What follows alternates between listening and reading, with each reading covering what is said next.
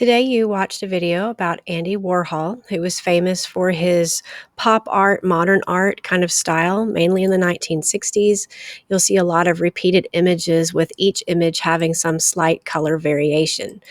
His images are still some of the most sought after pieces of modern art and in museums today. We're going to create a Andy Warhol style collage using our photographs.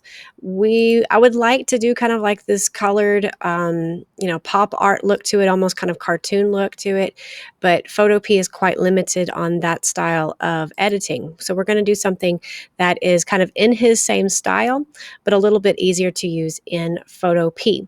What I want you to do is open up your own photograph, something that you have taken. I'm going to be using this image of a student, Annie Dunn.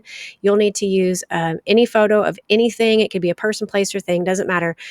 Probably something with quite a bit of contrast. You want some light areas and dark areas to work with, but honestly, it can be vertical, horizontal, and any subject.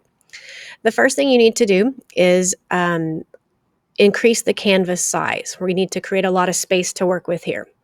I'm going to go to Image, Canvas Size. I work better in inches, so I just change it to inches.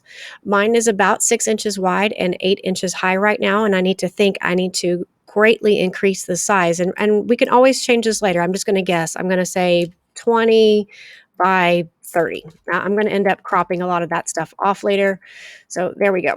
And I'm going to zoom out, and you're going to see that this now is on a very large blank canvas. Using my Move tool at the top left, I'm going to click and drag this image over here, and I'm going to start copying this layer, this image, over and over again.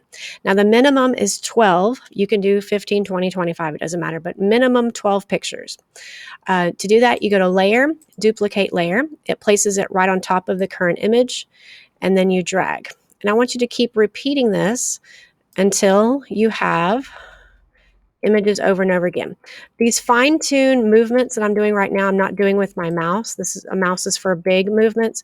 For fine-tuned movements, I'm using the arrows on my keyboard, not too far from my space bar, to get it lined up just right.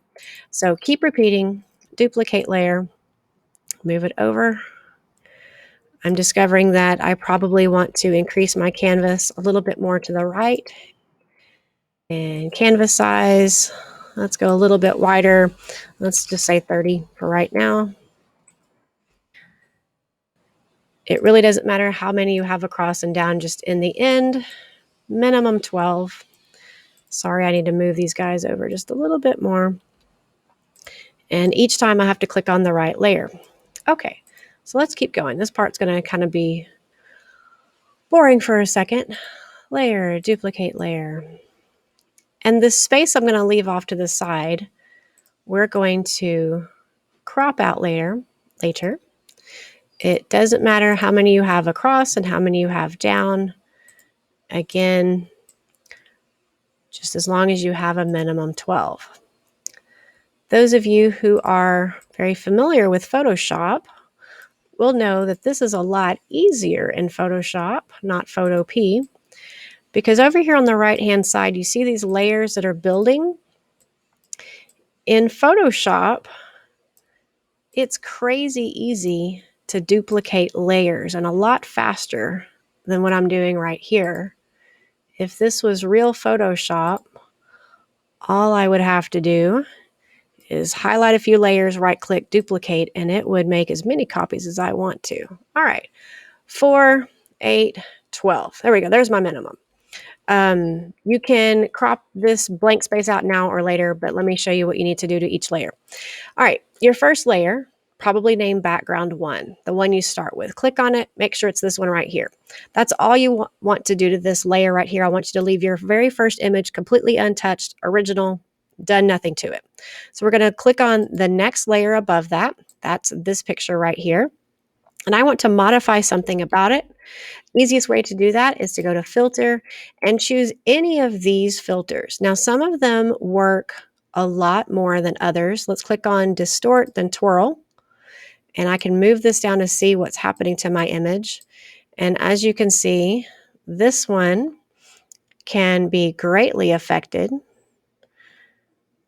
It's bending that layer. I'm going to make sure it's definitely different than the first one, then click OK. I'm going to move on to my next one. Let's try a different filter. Let's go to render. I don't even know what clouds do. Let's just see what happens. No, that's terrible. Edit, undo. Edit, undo is going to be your friend. Let's try. Ooh, stylize has lots of different options. I like solarize, way different. Next layer, filter, stylize. Let's see what diffuse does. We notice any differences? No, not a whole lot there. If you don't see a significant difference, don't use that one. Let's see, filter, stylize, emboss. Oh, way different. Cool, and I can even change how different right here.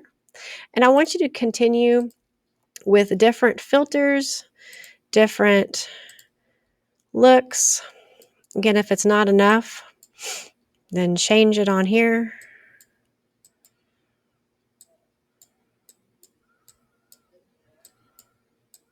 There we go. That's really different now. Looks like a Van Gogh painting now.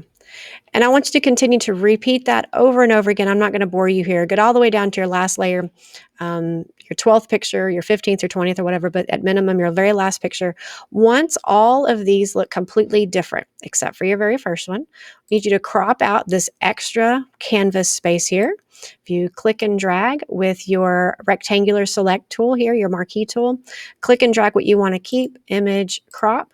In the end, you're going to end up with something that looks like this. Again, noticing that your first image is completely untouched, and every image that follows all the way up to your last image, minimum 12, they look very, very different. We're just trying to replicate a similar style as Warhol. You're going to have the same image over and over again with manipulations, filters, and effects to make each one of them look different. In the end, file export as a JPEG and turn that in on the Schoology post.